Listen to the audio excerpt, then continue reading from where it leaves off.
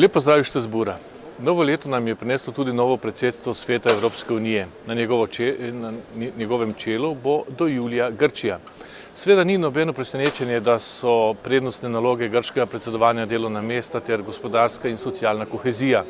V svojem govoru je Barroso poudaril, da so reformne vlade, beri desnosredinske, opravile odlično delo pri reševanju držav iz krize, vključno z Grčijo. Proračunski denar je vaš denar, drage gledalke in gledalci, z njim je treba skrbno ravnati, še posebej sedaj, ko se marsikatera država, tudi Slovenija, sooča z primanjkljajem. Novi predpisi na področju javnih naročil in koncesij poenostavljajo postopke in dajo več možnosti tudi manjšim podjetjem. Poleg tega uvajajo strožja pravila glede neobičajno nizkih cenovnih ponudb. Tako bodo denimo imeli vrtci ali šole možnost, da kot razpisni pogoj vključijo, da je hrana iz okoljsko prijazne pridelave ali lokalno pridelana. Seveda bo cena še naprej zelo pomemben dejavnik, a ne tako več odločilen.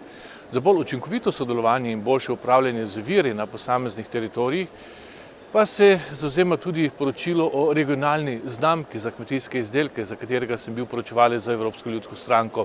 Pri sprejemanju tega poročila smo prehodili dolgo in težko pot. Vesel sem, da je poročevalec Andrijo prisluhnil mojim argumentom in upošteval številne predlagane amandmaje.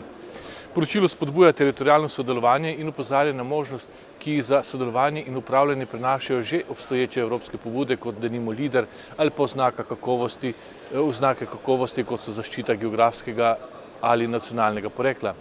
S 1. januarjem so se odprle meje za Romune in Bolgare na trgu dela. Hkrati pa so se sprožili številni strahovi in želje po omejitvi svobode gibanja v Evropski uniji. Gre za eno ključnih svoboščin in pridobitev Evropske unije. V razpravi s svetom in komisijo smo poudarili, da mora pri tem tudi ostati, ne glede na stališče britanske vlade. Medtem ko nekateri Evropejci dvomijo v Evropsko unijo, pa si tisti zunaj nje želijo postati njen del. Srbija je denimo uspešno na tej poti in parlament je podprl začetek pristopnih pogajanj z njo. Po drugi strani pa Malta omogoča vstop v Evropsko unijo tako, da prodaja državljanstva ljudem, ki sploh ne bivajo na otoku. Gre za nenavaden način polnjenja proračunske malhe.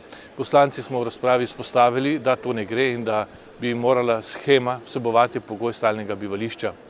Številni pa so skozi krizo ostali brez vsega in postali brezdomci. Žalostno dejstvo je, da je Slovenija ena izmed 15 držav v Evropski uniji, kjer se je v zadnjih letih število brezdomcev povečalo. Gotovo je k temu precej prispevala tudi gospodarska kriza, naraščajoča brezposelnost in nesposobnost oblasti pri premagovanju te krize.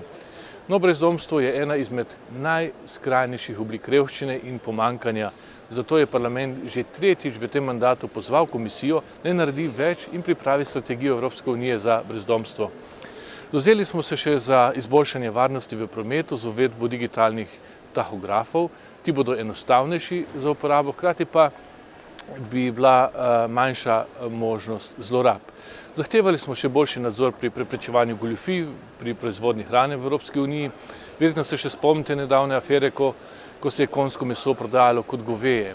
Evropski parlament je že velikokrat širil pravice potrošnikov. Nazadnje nam pri medu ni popolnoma uspelo.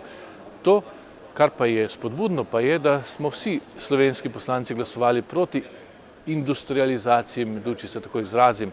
Prevladalo je namreč stališče tistih, ki menijo, da mora biti cvetni prah pravno opredeljen kot sestavni del medu in ne kot njegova imanentna sestavina.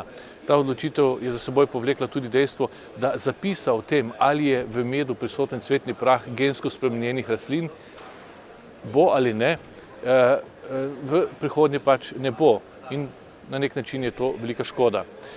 To je za tokrat vse. Zahvaljujem se vam za vašo pozornost in lep pozdrav.